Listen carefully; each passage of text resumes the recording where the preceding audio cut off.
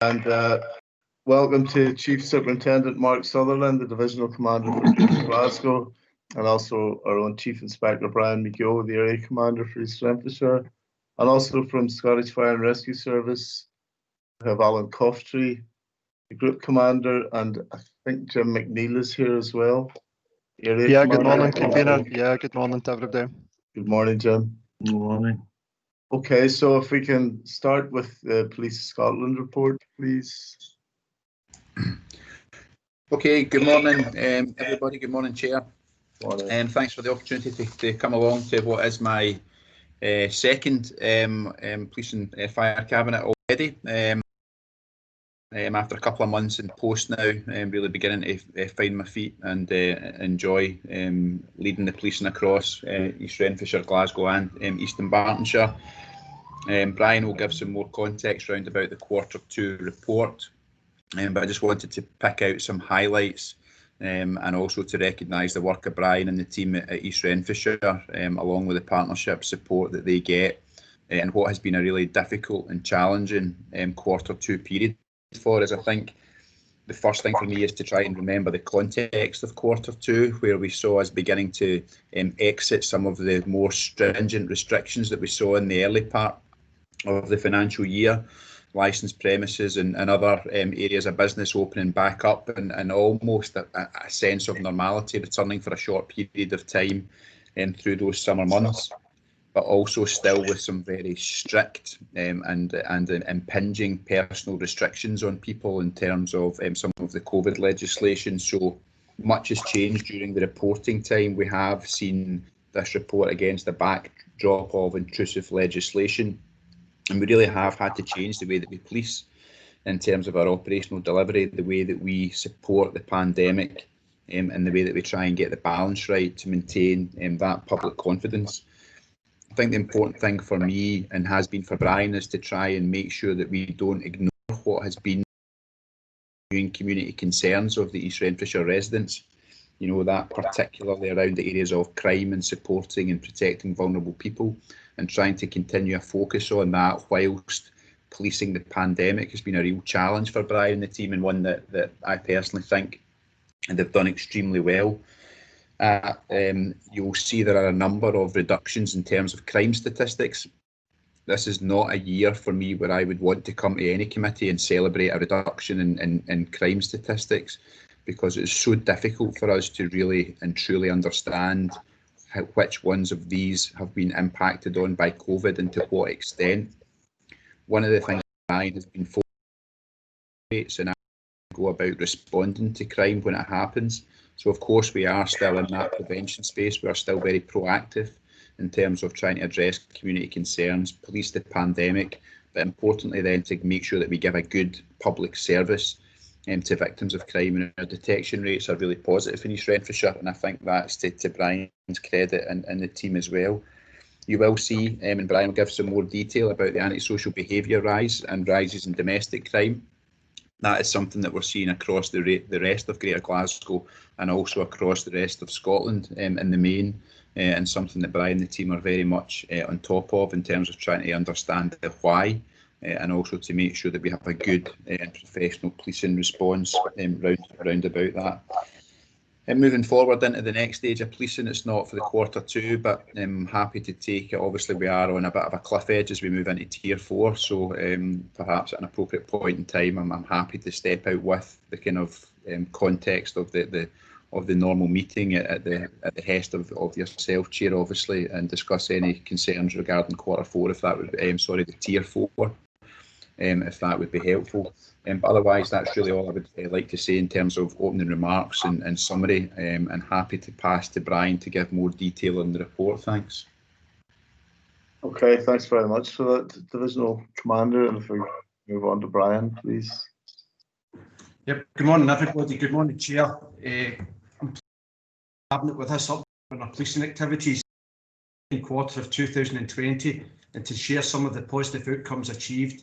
As Mr. Sons already mentioned in his opening remarks, our officers have continued to focus on local priorities whilst dealing with the challenges presented by the coronavirus pandemic. They've dealt robustly with instances of serious crime and have also supported vulnerable people within the communities when necessary. I'm sure that members will have had the opportunity to read through the report in advance of today's meeting and will have noted the reduction in certain crime types, which the Chief Superintendent's already mentioned.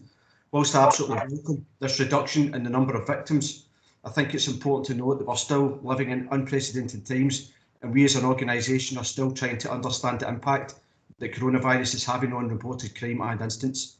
If I could now take members on to the main body of the report, which provides some updates on the priorities outlined in our local policing plan. Moving on to the section titled Drug Dealing. Despite the pandemic, there has been continued proactivity by officers in relation to individuals involved in the supply of controlled drugs. The amount of reports submitted to the Procurator Fiscal for being involved in this type of crime has increased from 9 to 14. A variety of controlled drugs, including ecstasy and herbal cannabis, has been seized. This has been as a result of officers executing search warrants at identified addresses or carrying out legislative searches whilst on patrol. Having liaised with a number of partner agencies in recent months, all available information suggests the availability of controlled drugs has remained constant through the pandemic. Therefore, this increase represents an increase in proactivity by our officers and not an upward trend in the drug supply in the area.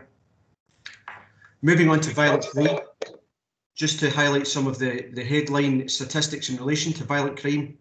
Overall crimes of violence have reduced, with 229 victims of violent crimes coming forward compared to 246 for the same time last year. There has been a slight reduction in the number of serious assaults reported to the police, with 13 reported this year compared to 14 compared to the same period last year. As the Chief Superintendent has talked about, we remain committed to reducing and preventing violent crime, and I'm pleased to report this overall reduction, bearing in mind my earlier comments with regard to the unprecedented times that we live within. In relation to serious assaults reported, there has been a reduction in the number of serious assaults reported in Q2 compared to Q1, albeit these type of crimes are now occurring in both indoor and outdoor settings, which is to be expected given the restrictions on people's general lives have been reduced. In relation to common assaults, the number of crimes reported in relation to common assaults has reduced, with 211 being reported compared to 228 last year. Again, there has been a reduction in the number of these crimes reported in Q2 compared to Q1. And I think that goes back to the comments that we've already made in terms of trying to look at how the impact on violent crime is being affected by coronavirus, because my own interpretation was we would maybe have expected that to rise in Q2 compared to Q1, but that hasn't been reflected. So it's just to reiterate the point to members that we are still working hard to understand the impact that coronavirus is having. To give some context around about detection rates that the Chief Superintendent mentioned, detection rates for serious assault are up from 57% last year to 85% this year, which is really positive and outlines some of the good work carried out by officers in East Renfrewshire. Detection rates for common assault are also slightly up from 53% last year to 58% this year. And so far this year, we've had 4 robberies reported, which is the same as last year, and all of these crimes have been detected, which is very positive. Moving on to domestic violence, in the second quarter, the number of domestic abuse crimes has increased from 155 to 172, and the number of domestic abuse incidents has also increased from 259 to 275. And as previously mentioned, the increase in reporting of domestic abuse is not unique to East Renfrewshire, and similar trends have been seen in other areas.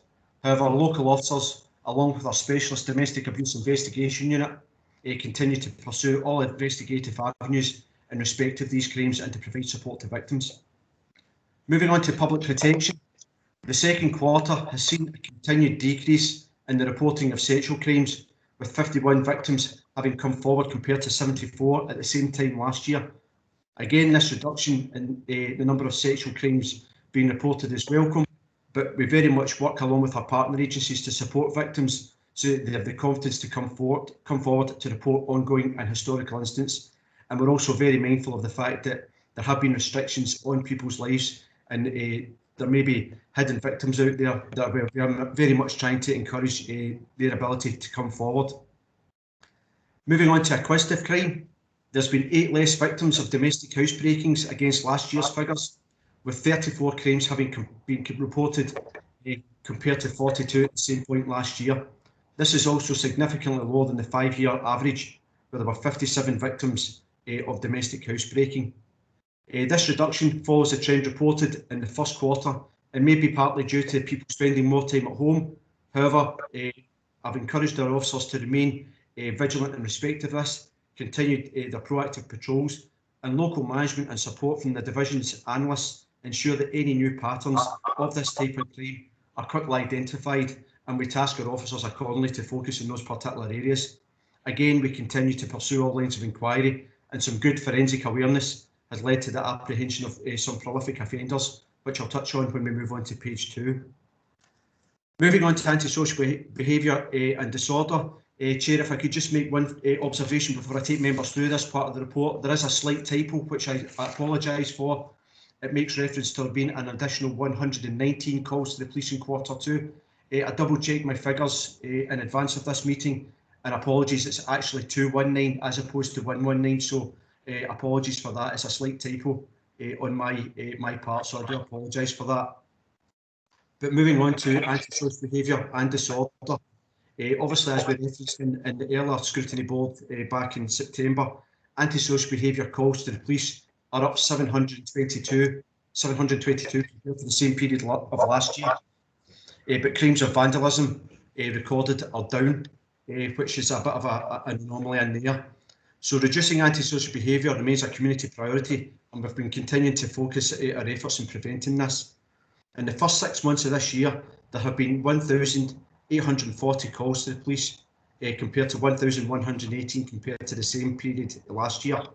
However, to put this in context, I think it's important to note there were 603 extra calls to the police made in the first quarter, which has obviously had a knock-on effect into quarter 3.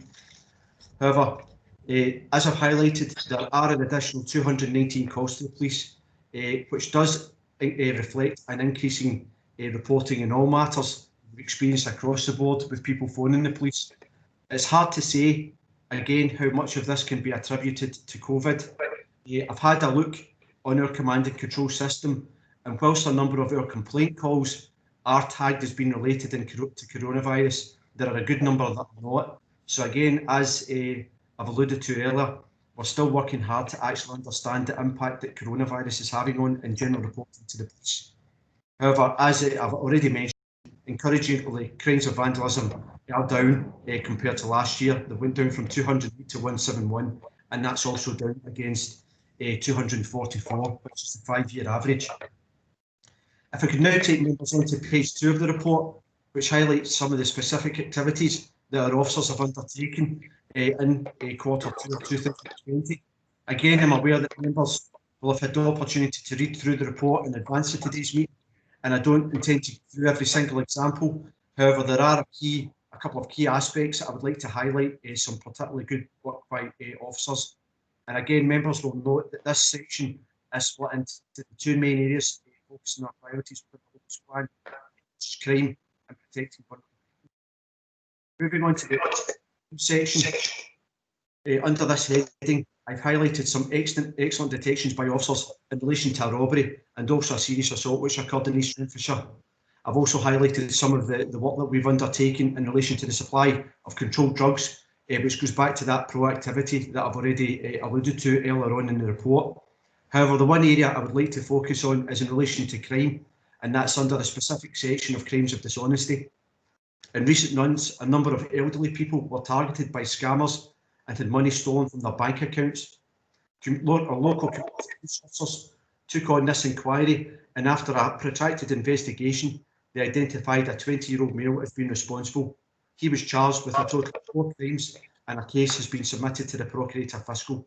Follow-up advice and support was given to the victims of all of these crimes, and as you will have seen from our social media accounts, we have very much been sending out information to raise awareness in relation to scams that have been occurring in the first 6 months of this year.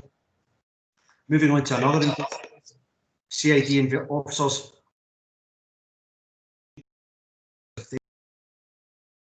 diligent inquiry and the capture of forensic evidence. They identified 2 males aged 34 and 35 as being responsible. They were reported for a total of 7 crimes in East Renfrewshire and were linked to a number of similar crimes across the south side of Glasgow, which was an extremely positive result. Moving on to protecting vulnerable people. Community engagement continues to highlight road safety as being a priority for communities across East Renfrewshire. As you will see from the report, our officers have reported a number of people in the area for road traffic offences, which include dangerous and careless driving, driving under the influence of alcohol and speeding. We've received support from our road policing department to improve road safety across the area, and this activity has received positive feedback from members of the community. The final item I would like to update members on is the work that we are doing to tackle domestic abuse. Tackling domestic abuse and ensuring that victims have the confidence to come forward remains a local and national policing priority. Through the second quarter, our officers have worked along with our colleagues in the roads department to come up with a new initiative just to highlight domestic abuse is occurring, and if victims to encourage victims to come forward. And this was in relation to an initiative where we made up some road signs that were placed in various parts of the local authority, encouraging victims to come forward and providing a support number where they could do that.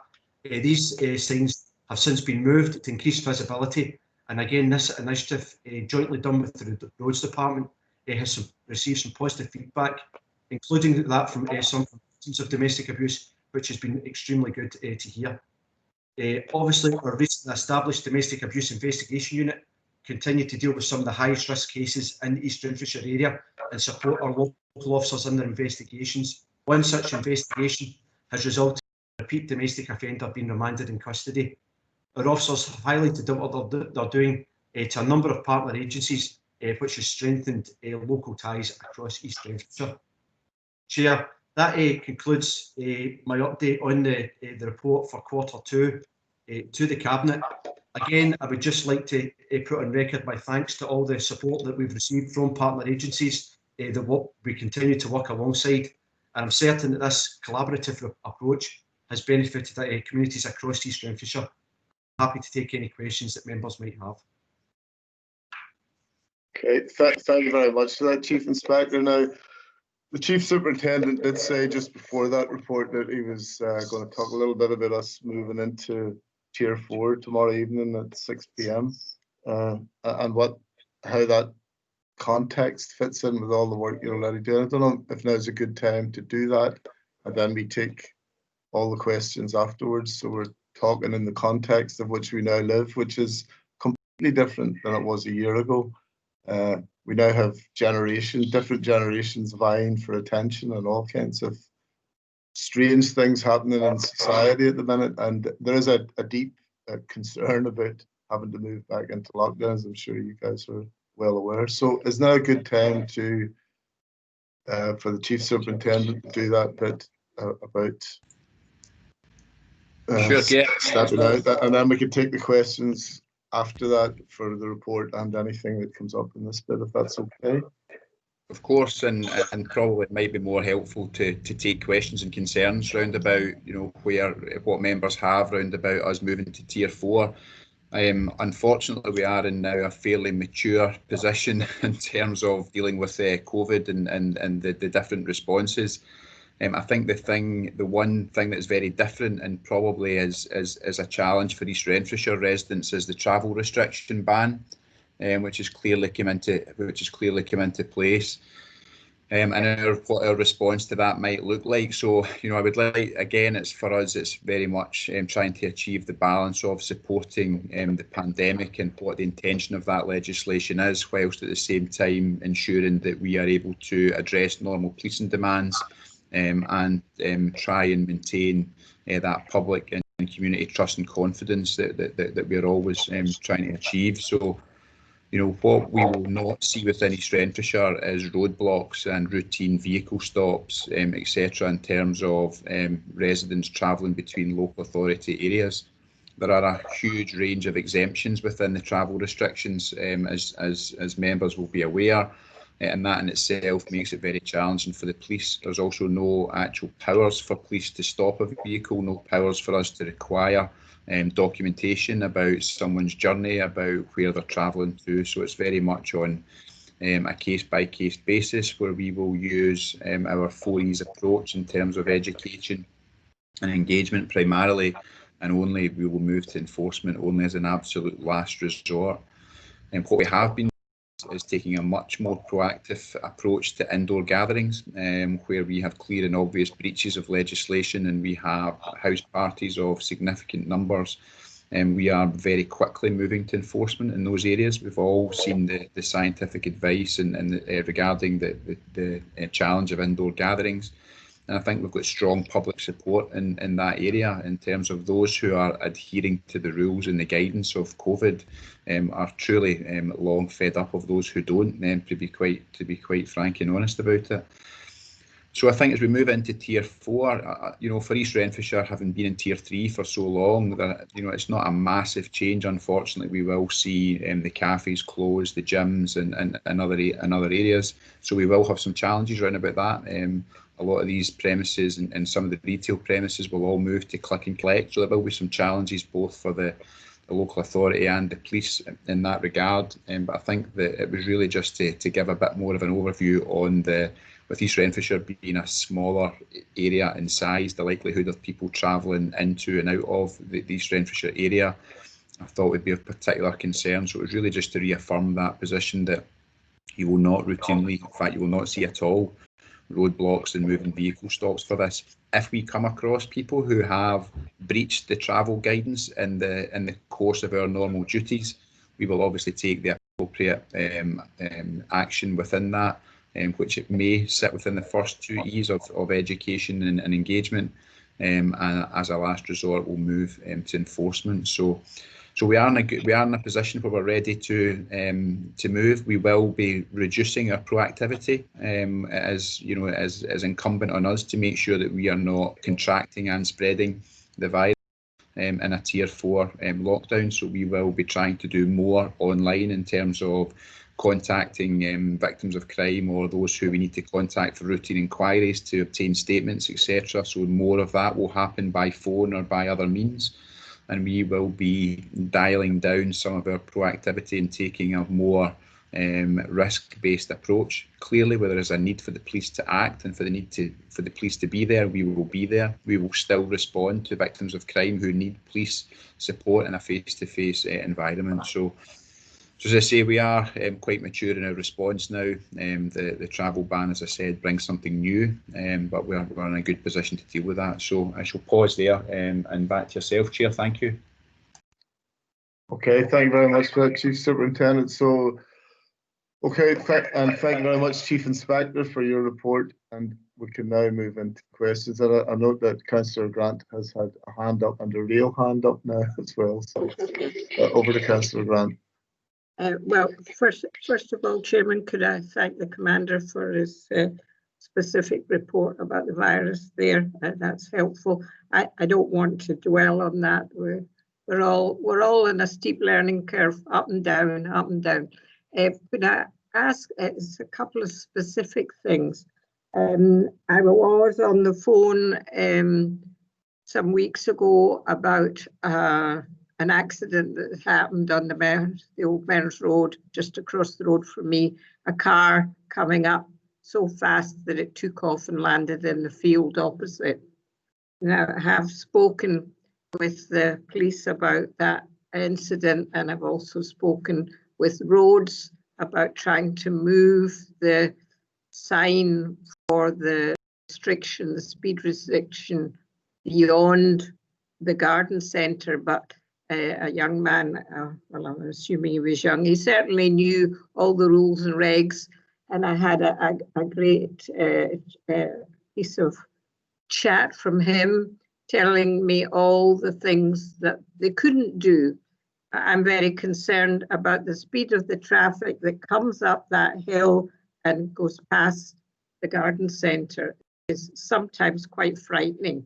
Now, the roads department have got a slow sign on the hill going up and a slow sign on the hill coming to the hill coming down again.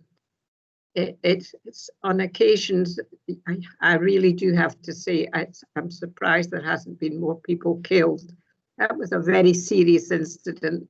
There was a couple of ambulances there and so on and so forth.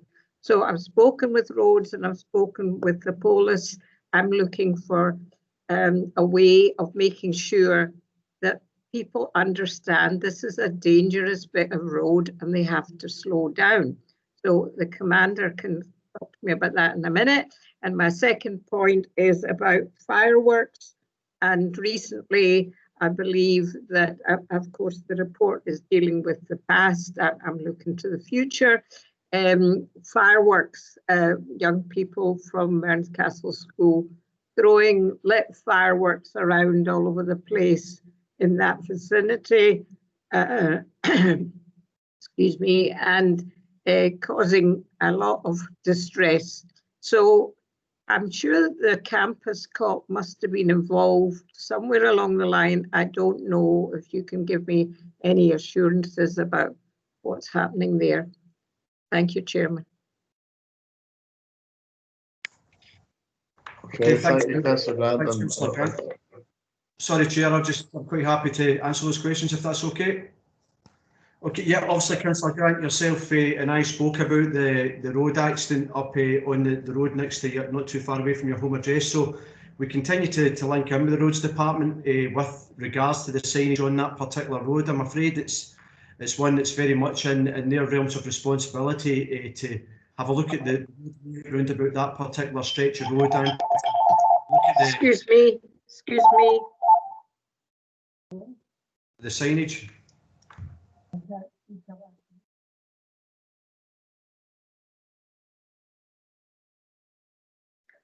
Sorry, forgive me.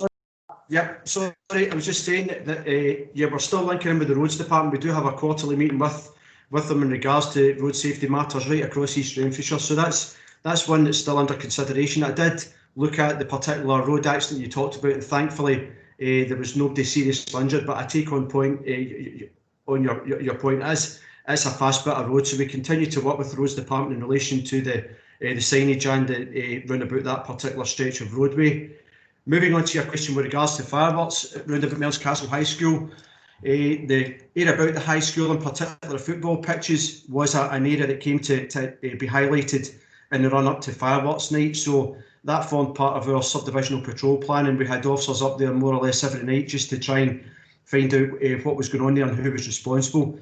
In terms of school children round about Broom Road East and round about the shops, again, that was brought to our attention, and both the campus officer and the community policing team here at Giffnock and Barrhead both gave that additional attention. And one update I can give you today, albeit it doesn't fit within the Q2 reporting period, is that recently charged a pupil of Mearns Castle High School who, believe it or not, was supplying his classmates with fireworks within school.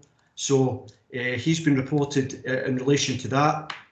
Hopefully that will get picked up through the early intervention process, and that youngster will receive the appropriate guidance and support that is required. But no, it was an issue we were aware of, and I think with the outcome that I've just described there, then that's where we were, and hopefully a sort of proportionate response in respect to that.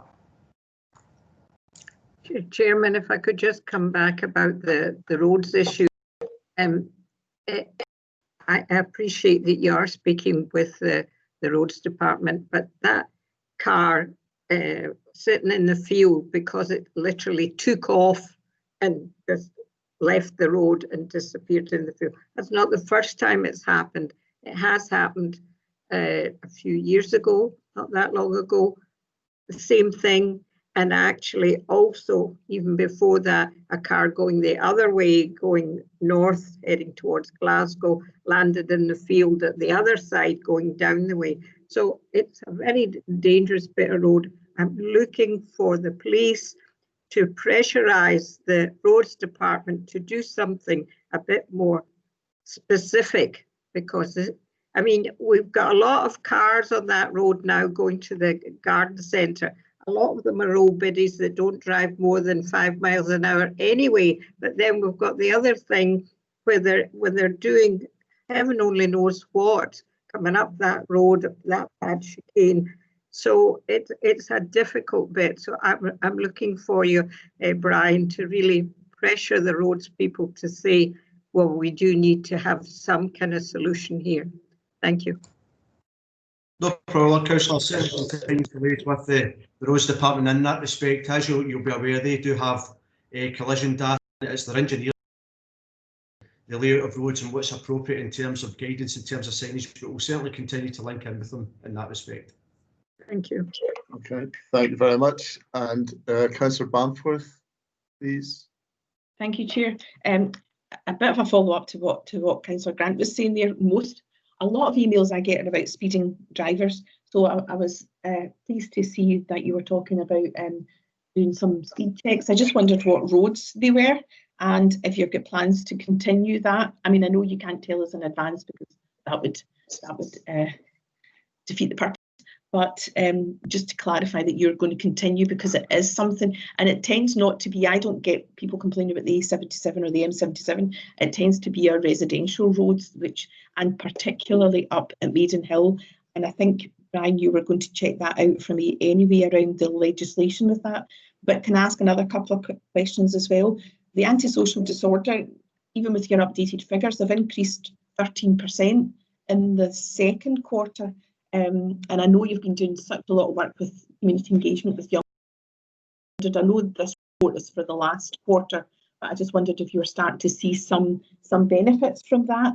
And the last question is about the road signs for the domestic abuse. I think that's such a good idea, and I see you're willing to.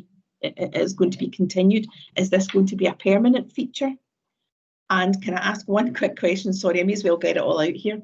To the commander about, I understand what you're saying about you've got to look at the risks of officers going out and then speaking to people and going into people's houses and things like that. I just wondered, is there going to be a significant difference in the visibility of police locally because you're doing that? Whilst I absolutely do not think we should be trying to scare people into staying at home, but I'm just wondering if the lack of visibility of police, if that is going to be the case, will have any kind of impact on people adhering to level 4 restrictions.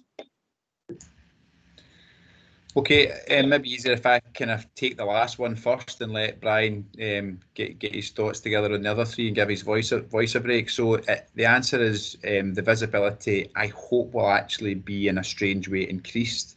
The other issue that I have to deal with is having too many police officers in police buildings and actually maintaining social distancing and actually how we manage our day-to-day business. So whilst we will dial down some elements of policing in terms of how we contact where we have a need for kind of routine inquiries, I'm hoping that the flip side to that will actually be an increased visibility in policing, and that we will be hopefully going back to a position where we will see some more officers actually out on foot round about some of the local areas. That will, particularly just now, we should have seen COP26 obviously taking place just now. So we have, there is no annual leave or very little annual leave for police officers just now. So we have a current healthy position in terms of resources. So we obviously need to make sure that we don't spread the virus internally by having been in a position where we can't maintain social distancing. So there is some opportunities for us to get officers out into some of the areas of community concern and to be visible, which is exactly what we need them to do just now. We don't need them to be driving about, visiting people, doing routine inquiries, when actually they can be doing that by other means, and then hopefully taking some time to be into some of the areas of community concern and to be visible. So hopefully you will absolutely not see a decrease in officer visibility. Thank you. Thanks, sir.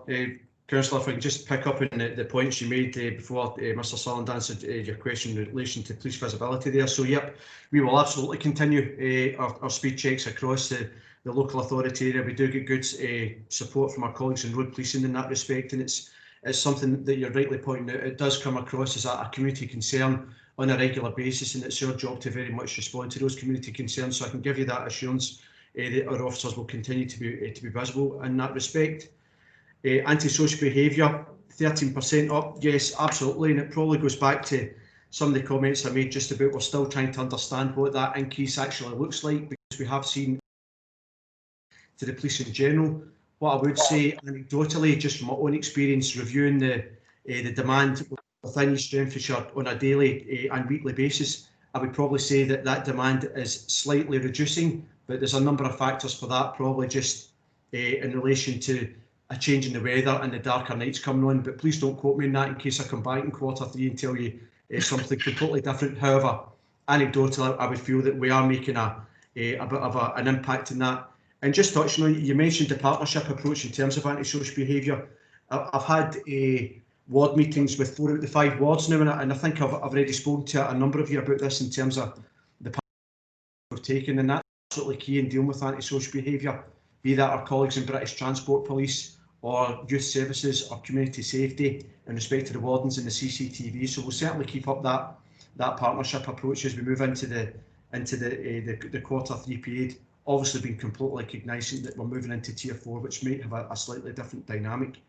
And finally, just in relation to the domestic abuse signs, they will remain up as long as we think they're fit for purpose and they're absolutely necessary. We've got a lot of roads in East Renfrewshire, and the Roads Department very kindly made them up and have moved them about on a couple of occasions. So just to give you a wee further update in respect to that particular initiative, I had a call with some ladies from Women's Aid along with the chief social worker the other week there, and one of the ladies in the call actually remarked that she'd seen one outside Lidl's in Fenwick Road and thought it was really, really positive, the fact that we were highlighting this as an issue that we've got is potentially hidden, and encouraging victims to come forward. And that was a really satisfactory outcome, actually hearing that from a victim of abuse. So to go back to my initial point, yes, those signs will absolutely continue to be up in the area to highlight the issues that we've got and the support for victims that's out there.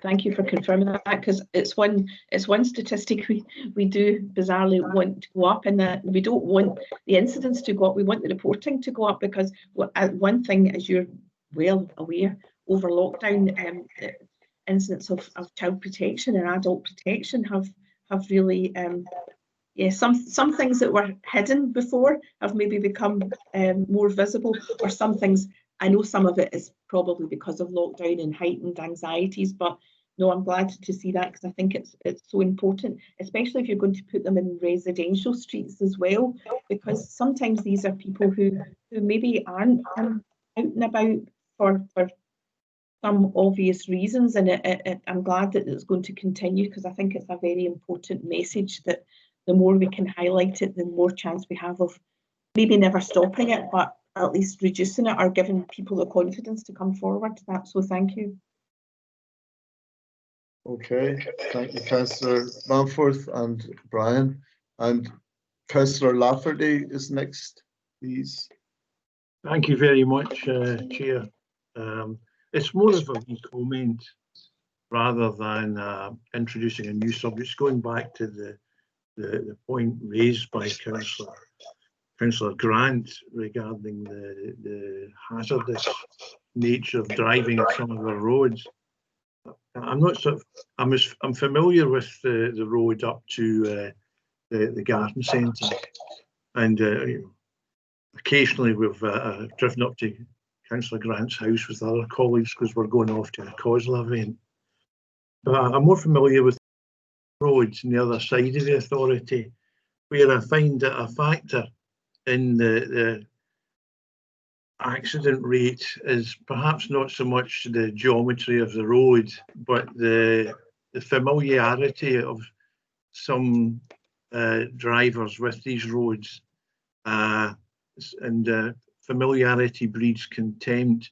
A number of local people in Stewarton, I would be travelling down there to see my parents, and they would say, oh, so-and-so's copped their whack, going too fast. I just wish we'd a way of maybe getting that message across to the public in East Renfrewshire. At one time, we used to have an ER magazine, which was quite handy at getting information out, and also, but sadly it's gone, as is the local newspaper, the Eastwood and Southside Extra. Maybe it's something you as the chairman might want to pursue with our public relations manager, if there's any ways of getting the message across to the public that the roads will kill people. It's bad driving or careless driving or over familiarity and putting the boot down and taking off into the air. So I'll just leave that one with you, Chair. Thank you. Okay, thanks for that, Alan. Yeah, I think you're right. The road bad driving is a big issue in East Renfrewshire. It's probably a big issue across the country, but you see it around the schools. Selfish driving, bad driving, disrespect for other road users, and that's something that we would really want to encourage and a major thing for us to try to get right. So we'll keep working on that. I know that as much as you can, but you're doing your bit across the board. Okay. Councillor Grant, you still have your hand up. Do you mean to have that? No, not me. Has anybody else got questions? I don't see any hands. Okay. Can I just thank you very much for your reports? Again, very informative, full of detail, and your discussions. And also just to say that the ward meetings on top of these meetings are phenomenally good, plus the ready access. It makes us feel quite reassured that at least we get the full picture, and hence we can tell residents these things as well, which means it contributes to the fear of crime going down, I think. And the antisocial behaviour thing, let's see where that moves when hopefully at some point next year we'll move into a new kind of normal or whatever it's going to be, another usual way of living, we hope. But in the meantime, thank you very much for the work you do and for the partnership work. And please keep doing that. Thanks very much. Okay. So we can move on to Alan Coftree from Scottish Fire and Rescue Service, if that's okay, please, Alan. Hello, Chair. I'll come in just for a very, very quick kind of overview, if you're okay to do so. So I'd like to mirror some of the comments that both Mark and Brian had made, just in terms of the report and some of the figures that we're going to report upon. It has been a really, really challenging and very unprecedented time, and very similar to Mark, I joined around at the same time in the overlay of this reporting period from July through to the end of September. And I must admit, I've been really, really impressed with how the connectivity is in play across all of the partnerships, and that's a really, really important thing for us, because we cannot deliver the outcomes that we require across the various communities and the people within East Rem by doing that yourself. So I just want to express my thanks to everybody who's been involved in all aspects of community prevention and our community safety agenda. So that really means a lot to both myself and Alan and the team itself. Chair, again, if you're okay, I'd like to signal there's going to be a slight management change. So the current station commander we've got for Barrhead and Clarkson is Station Commander David Fothergill, and part of a mini restructure within the area of moving David Fothergill away to work within the cluster down in Inverclyde, and I'm bringing Scott McMillan, so it's a direct swap back up. Scott's hugely experienced and steeped in all aspects of P&P enforcement and engagement, and actually sits within that prevention and protection portfolio as we currently speak. An absolute superb addition to Alan's team and myself back through in East Rem. A couple of wee things just on Tieran. I know Mark and again Brian had touched on the move to Tieran. We've put a lot of time and effort in to make sure that our staffing and our movement of staff across the three local authorities I've got responsibility for, and more importantly across the West, has been carefully considered. So I would also like to report back in that with these unprecedented times, we've also seen quite a dramatic decrease in our absence levels, which is really good, because we've got the resilience and we've got the people in the boots on the grounds that can be deployed out to every event you could possibly think about at every instant. So we're currently sitting about 3.5–4% absence level at this time, and without getting in and stealing some of the kind of thunder from Alan's report, a couple of things just to signpost the early doors. Although we're seeing a slight increase in domestic fires, and every domestic fire from a personal point of view is tragic. It's something that I've got a real passion around, and every casualty and every fatality that potentially we go to leaves a mark in every one of us who actually deal with that. So there's huge motivation to make sure that we can eradicate and get rid of as many events of fire and anything that's got an impact on a casualty across the organisation, across the footprint of Scotland. So really pleased to see that although the events of fire has been top in domestic premises, is probably directly linked back into people being at home through the various COVID restrictions, but we haven't reported in any casualties. And also probably the signpost back into the positive work we've done previously around home fire safety visits. Every fire we did go to had the detection system in place, and as such the severity of the fire has been lessened quite dramatically, and that supports the person getting back into their home a bit quicker, and also helps if it's a council property, the economic cost of recovery to get the house back into a state where people can get back in and habitate again is reduced. So if you're okay, Chair, I'll hold on that and I'll bring Alan just to go through the report, and we'll cover just a few parts of kind of spotlight as we go through the report, if you're okay for that. That's fine. Thanks very much for that. Okay, Alan. Thank you. Okay, good morning, everybody. Good morning, Chair.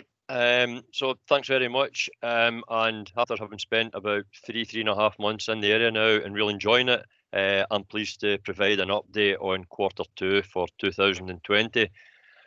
So I'll start off by going through the summary. So pleased to say that total amount of incidents are down by 11%, and our fire casualties have had a 67% decrease. Unwanted fire alarm signals, whilst still maintain a significant economic cost, we have had a reduction in them again as well. So overall false alarms are down by 22%. And we have a slight increase in special services, which I'll go through as I go through the report. And as the area commander alluded to during his introduction there, fires, primary and secondary fires, we've had a slight increase. And again, I'll go into that in further detail as I progress through the report. So I will start off by going through our accidental dwelling fires. So we've had a 7% increase year on year, and we have had a 5% increase on the 3-year average. So our accidental dwelling fires showed a slight increase overall, and cooking remains the most common source of ignition. So it's accounting for more than 60% of the accidental dwelling fires in East Renfrewshire. I mean, on all occasions, as the area commander highlighted, smoke detection was fitted within the premises involved, and in 88%, the detectors activated, raising the alarm. So the distraction during cooking again remains the headline for us here. And however, we're getting into premises, getting smoke detection in, providing safety advice over the phone during the COVID period is clearly working when we're getting the systems that's activating at a high percentage like that. So I think that's reflected overall in the accidental dwelling fire casualties, given that we have none at all for this period. So that's a really positive indicator for us. So though there has been a rise in accidental dwelling fires, we have seen a reduction in casualties with a zero return on this report. So I'd just like to run through some of the activities we've been involved in with accidental dwelling fires. So our community action team have continued to work with operational crews during the current pandemic, and we have continued to supply a 7-day-a-week service through both our community action team and obviously through our operational crews. So in the event that our operational crews receive a call to a vulnerable individual who requires any form of fire retardancy, a letterbox protector, any form of fire retardant mat or bedding, then we can arrange that immediately. So we're not waiting until the community action team come back in on the Monday. The call is picked up and it's set out straight away with all crews, and they'll go and put that provision in place. The Make the Call campaign has continued as well, where our community action team are identifying the most vulnerable within the community. And the key aim there is to drive down the accidental dwelling fires and instances of unintentional harm. So through this initiative, we've encouraged public and our partners, and everyone has been really receptive to this, to make the call to refer someone they know who have been in contact with who may be at greater risk of fire. So in particular here, we're looking at individuals who are over 50 and smoke. They have mobility issues or the potential, or they're actually on medical oxygen. So that may be portable oxygen or fixed oxygen within the premises that they live.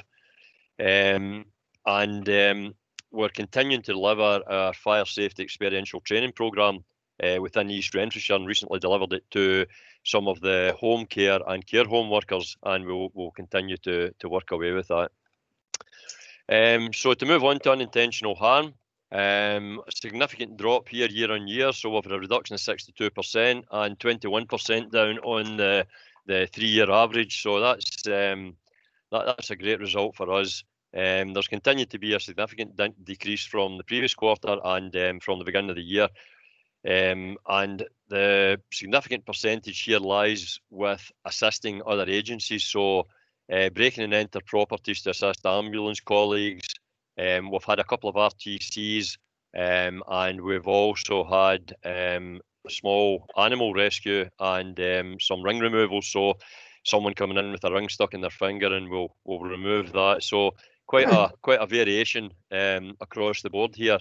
So we're continuing to work closely with our Learning Development Officer, Susan Anderson, in East Ren, in relation to our continued delivery of FSET, as I mentioned earlier.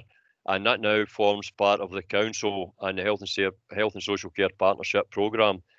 So the first phase of the face-to-face programme was carried out on July the 14th to new care home and home care staff. And this is initially for small groups to fit in with current COVID.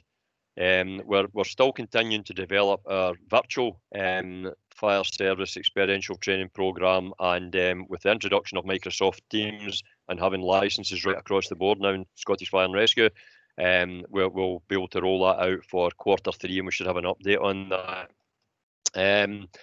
So from that, I will move on to deliberate fire setting. So as we highlighted in the summary, an increase there. So we've had 38 events of that. And though there has been an increase year on year, the highest percentage of deliberate fires were of a secondary nature as per the previous quarter. And they've been related to, I would, having looked through all of the incidents, they've been related to the dry spell of weather. However, it's a positive note that there was still a considerable reduction from Q1, which had similar weather and had a total of 68 incidents. So part of our summer thematic action plan was focused on deliberate fire setting, and it included grass and moorland fires, garden safety, camping, caravanning. And again, due to the constraints of COVID, this was delivered through our website and social media campaigns. So that's now starting to tail off, and I think we'll see a significant reduction in that as we move into Q3. So to move on to non-domestic fire safety. So as you can see there, non-domestic fire safety over a reduction of 50%. Overall, on a 3-year average, it remains static. So to put that into some kind of context, we have had 2 incidents which have been both premises involved were classed as relevant premises, one being a supermarket and one being a pub, where there had been a fire set outside the pub and it had impinged upon the property joined to it. So we had to break and enter just to ensure there was no fire spread, both with minimal damage, just smoke and heat damage within them.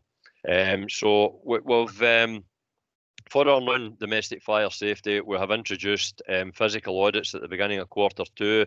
They will start to tailor back again as we move into to Tier 4. However, we're still carrying them out for all high-risk premises, and duty holders are all being contacted and reminded of their responsibilities under the Fire Scotland Act 2005. So as we move forward, our during the COVID process, our fire safety enforcement teams will continue to prioritise all care home audits which are due for revalidation, and they will carry out virtual audits where appropriate. However, if there's been significant changes to the premises, then under our COVID protocols we will attend and we'll carry out a visual audit of the premise to make sure that everything's in order before we pass it and revalidate it. So I'll move in now to our unwanted fire alarm signals, and as I said in the summary at the beginning, Year on year, we've got a reduction of 32%, so that's continued the trend from last quarter. And over the 3-year average, we've had a reduction of 4%. So the slight I would just like to talk about here is that the highest level activity, it was within Newton Mearns North and Neilston, and it was due to a spate of activity within the Avenue Shopping Centre in Newton Mearns. So through our education and discussion with our control, we are getting advised now by the monitoring centre that the shopping centre will contact them to confirm it's a false alarm, which removes the need for a blue light journey. So attending to this type of incident, our appliances would travel at normal road speed. We're continuing with our protocols to reduce to 1 appliance attending incidents unless it has a sleeping risk or there's another identified high risk within the premises. So we're continuing to support and provide guidance when we're attending incidents to assist the reduction of activation during testing and to ensure that relevant servicing and cleaning protocols are applied. As we discussed in the last quarter, that was the kind of highest percentage was based on that, and with people being out of buildings, that certainly we saw an increase through that. So where we identify a high instance of UFAS activation in a single premise, we'll investigate immediately and engage with the duty holder to review all options available to reduce them. And a good example of that has been the Avenue Shopping Centre, which had 8 initially, and we have seen nothing so far as we move into Q3. So as I spoke about, we've continued with the one appliance reduction across the board unless there's a sleeping risk, and overall we've seen a reduction of 28% in this across the board. So the significant economic impact is still there, and we'll continue to work at that to reduce that as we move forward. So that's my report concluded. I'd just like to thank all the partners for the support over Q2 and also as in Q3 across the bonfire season there, and look forward to continuing to work with everybody as we move forward and continue on through Q3. So unless the area commander has anything else we would like to come in with, that's my report completed, Chair. Thank you. Okay, thank you, Group Commander Allen. So I guess thanks very much for that. Again, a detailed, comprehensive report. If anybody has any questions, can they use a real hand or a virtual hand? It's a real hand. It's a real hand. This 5th of November business, I mean, it's a bit of a nonsense. I mean, this has been going on for 400 years. There's not time to finish with the blooming bonfires and the fireworks. I don't know. I don't know how you get people to realise how dangerous fires are. And the 5th of November is just coming into the next quarter, certainly. But there must be a way of telling people, you don't need to do this. Forget it. I think that's maybe for society to tell people that rather than the guys who put the fires out. But can I just come back in to answer back into Councillor Grant? Is that okay? Yes, of course. So, as you'll know, Councillor Grant, it happens every year to us, and you could only imagine that the amount of time that it swallows up on behalf of every emergency service is tied up really significantly at that time. Although we had a relatively quiet period across East as a whole, the kind of hidden risk that sits in there is there's a high prevalence of acts of violence that normally comes around the bonfire night as well, where you're trying to go. And, you know, please, we look at every incident we go to. It's not just a matter of we just deploy and we put fires out, but if that bonfire has the potential to cause damage elsewhere, then we're duty bound, and we've got the legislation to allow us to put that fire out. But unfortunately, across the 3 local authority areas, and it was specifically down in Inverclyde, we did have an act of violence, which was an attack on the cruise, which is just absolutely unacceptable.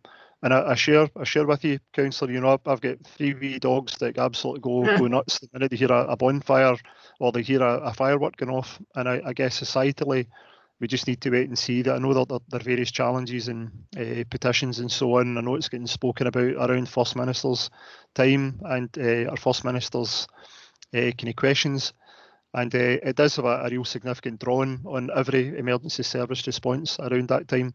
and it is quite dramatic. So I can agree, but I think it's something we maybe need to look at from a higher level and a societal level, and we just need to deal with the fallout of that while that's getting worked through. Okay, thank you for that.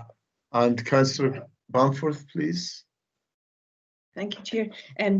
First of all, can I thank the fire service for all the hard work on behalf of the HSCP, because all the collaborative stuff that we know the police do as well, in terms of looking after our most vulnerable people and their slips and trips and fire alarms and all these kind of things. So thank you for that. On a personal level, I'd really like to thank Strathclyde Fire and Rescue Service. We've got a lane behind us which backs onto Kirkhill House with 40-foot trees, lots of them, and some young kids.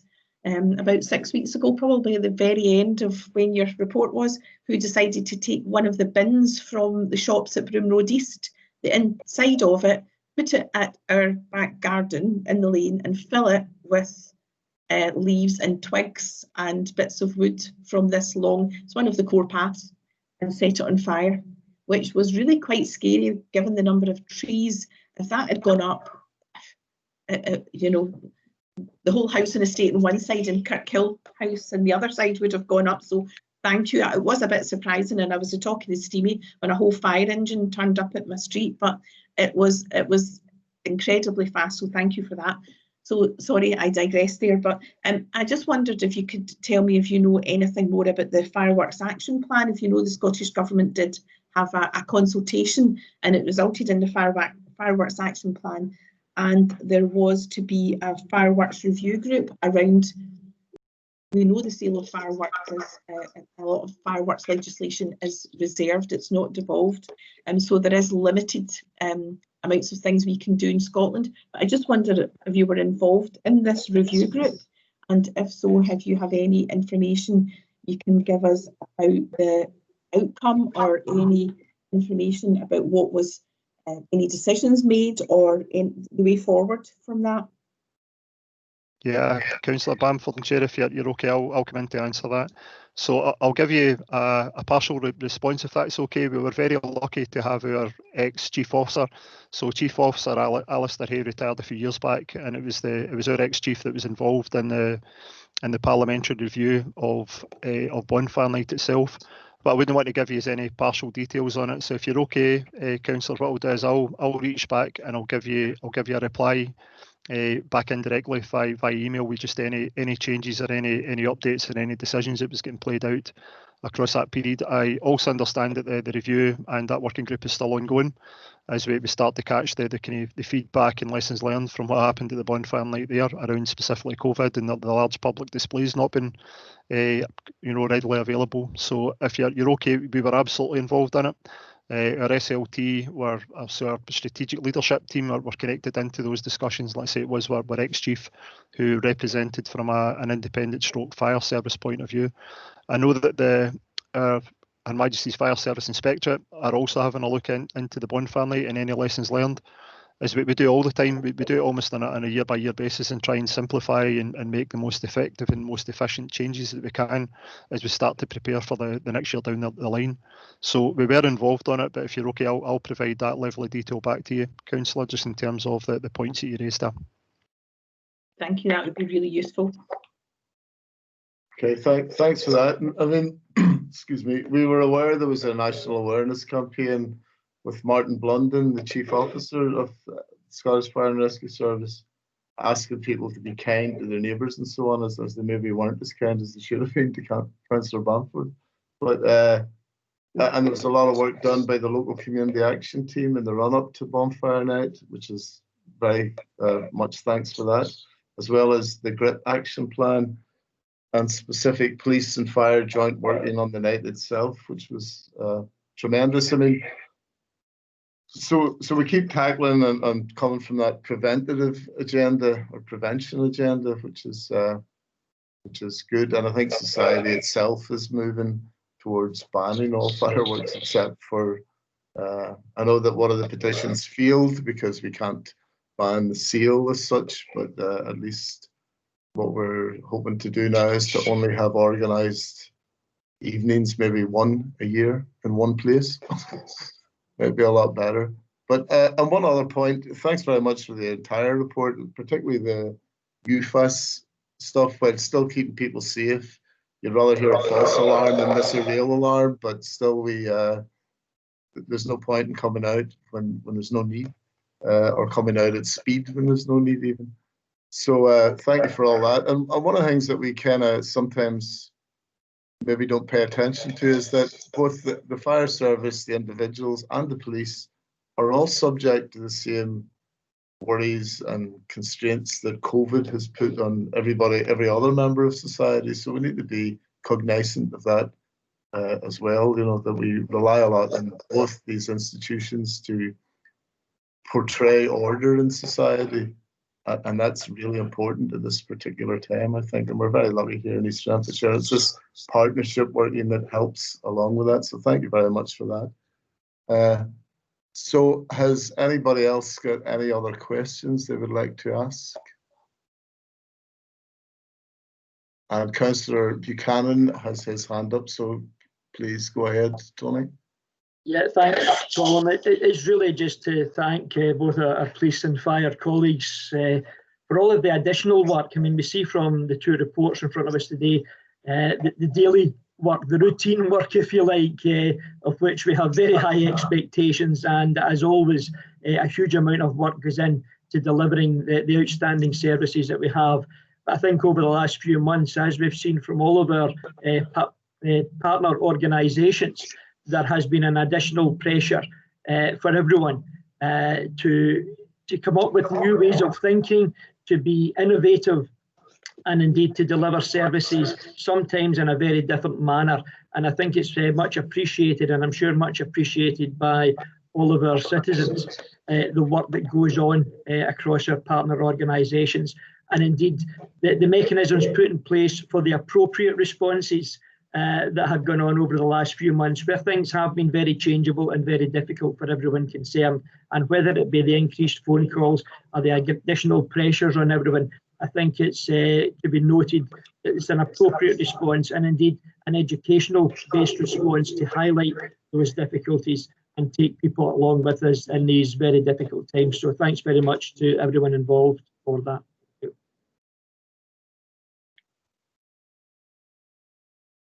Thank you very much for that, Tony. So if nobody else has anything else that they want to add, I think that concludes the meeting. Thank you very much, and have a happy end of year, and we'll meet again in the new year at some point. Okay, thank you very much. Maybe we'll be able to get our scones then. Can't get them. I've got scones in the kitchen. Can't get coffee like this. Have a good new year. Yeah, thank you, everyone. Thank you. Thank you. Bye-bye. Thank you. Bye. Bye. Thank you. Bye.